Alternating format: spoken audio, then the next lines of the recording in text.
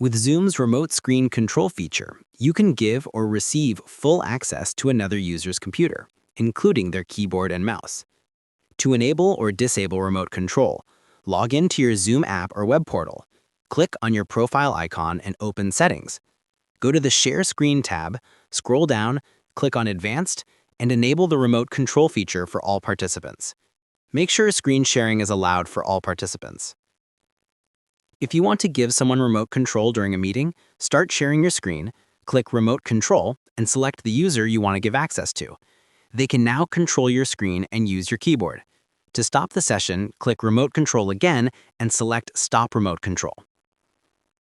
To request control of another participant's computer, wait until they share their screen.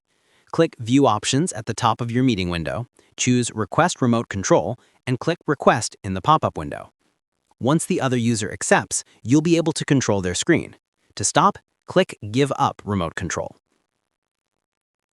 If this tutorial helped you out, make sure to like and subscribe for more helpful guides.